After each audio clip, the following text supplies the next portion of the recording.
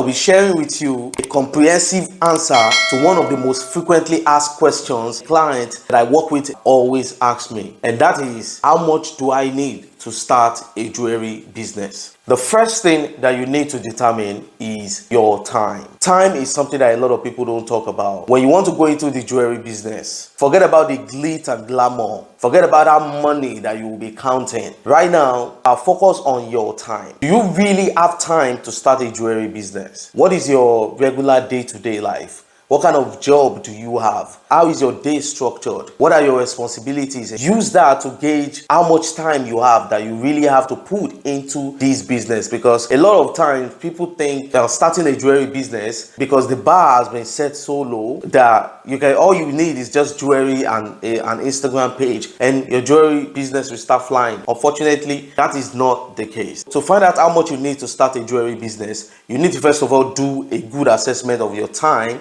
to find out how much time you have. In the event that you don't have a lot of time and you still want to grow your jewelry business, you might start thinking about maybe hiring a VA, virtual assistant, or a social media manager, or a website manager. This is the reason why you need to first of all find out if you have time or not. If you have time, then for sure you will learn how to do it. But if you don't have time, then you need to find someone to do these things for you. Nevertheless, whether you are new or not, whether you are self-employed, unemployed, retired, or whatsoever, and you want to go into the jewelry business, it is important for you to first understand what is required of you in terms of how much time you need to invest. Time invested in building a business is the difference between a business that is consistently growing, different from a jewelry business that is on the brink of collapse. That's the first question you have to ask yourself. How much time do you have? Now, the second question you need to ask yourself is, what will be your jewelry niche? The new jewelry business entrepreneurs that I've been fortunate to work with in my coaching program have given me a big insight into the minds of people who want to go into the jewelry business. Could you believe that most jewelry business entrepreneurs always think that they can go into the business selling all kinds of jewelry? No, you cannot sell all kinds of jewelry. I've had to explain hundreds, if not thousands of times, what is niche to the people that I coach.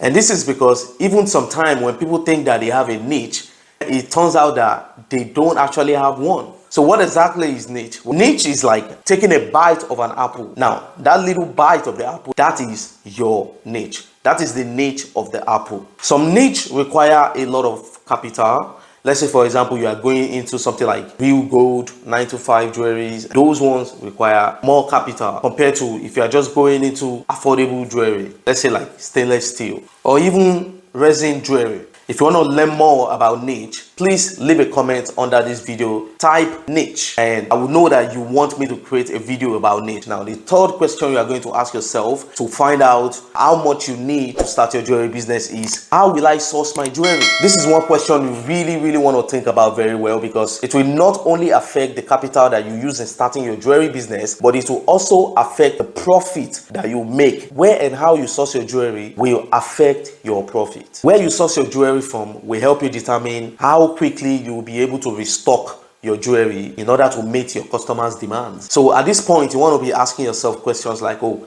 am I going to source my jewelry locally, or will I source it internationally? Will I source my material locally or internationally if you make your jewelry?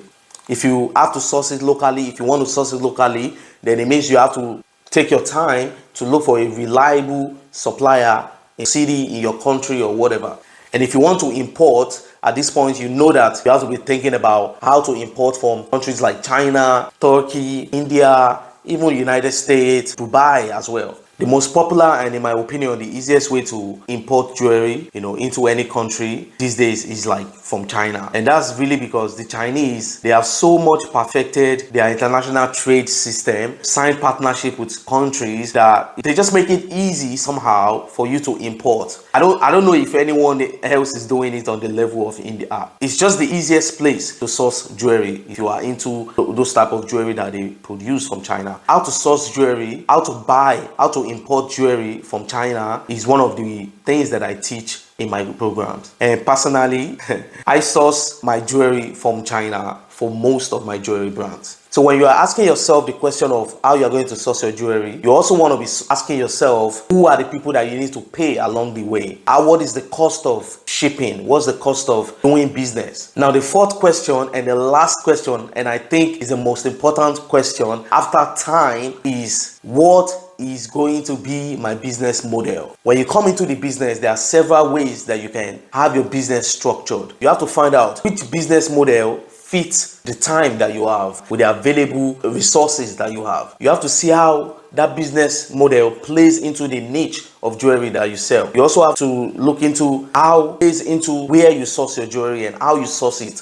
So just put everything into perspective when you are asking yourself this question. So there are two major business models that you can choose from. Either you can go the dropshipping way. So what is dropshipping? Dropshipping is basically when you don't have your own stock. You take people's order and then you have another store deliver it on your behalf. And the second one, and the most popular one, and the one that I recommend, is to keep inventory, which is to actually have your own jewelry. There are a lot of reasons why. I'll just tell you that it is something that I recommend. So guys, let's do a recap of all the questions you need to ask yourself to arrive at the answer that answers the question of how much do you need to start your jewelry business. You have to ask yourself, how much time do you have? What kind of jewelry do you want to go into? What is your niche? The third one is, where are you going to be sourcing your jewelry from? And the last one is the most important one, which is, what kind of business model can you possibly go into with the amount of time, with the amount of resources that you have? I had made this video because I know that a lot of people need it. And the thing is, I went online, I tried to find out if someone has answered this question, but I couldn't find someone that has really dealt with it the way that I would deal with it. And that's the reason why I made this video. I hope that you have enjoyed it. I hope that you like it. Even though I have explained everything that you need to consider before, even though I have explained everything that you need to consider in order to find out how much you need to start your jewelry business, I know that some people will still want me to give out figure. So I'm going to be giving out some figure now, but these figure are not a rule. It's not a law. It's just my personal guess. All right, if you are in Nigeria, if you are starting from scratch, you can start your jewelry business with as little as $100. And the reason why I say so is that in Nigeria, you can still get away with not having a website, not having all these huge marketing budget, not having a lot of the things that you would have spent money on if you were from a different country. So $100 or upward if you can. That's it. So now, if you're outside of Nigeria, like in the United States, in the United Kingdom, or in Europe, then for sure you want to have at least $1,000, and that's because you will need to set up a website. And to set up a website that will be up to standard to get you moving, you need to spend some money. You also might need to pay somebody that will develop your brand guide, your brand identity, and things like that. So in America, you need to have at least 1,000. Even if you are going to outsource some of these tasks to website like Fiverr or Upwork or something, 1,000 will be enough to get you going. But it won't be enough to stock a lot of product. So you might just be relying on samples, or relying on even drop shipping from someone that you know sells something that you like or that your audience would like.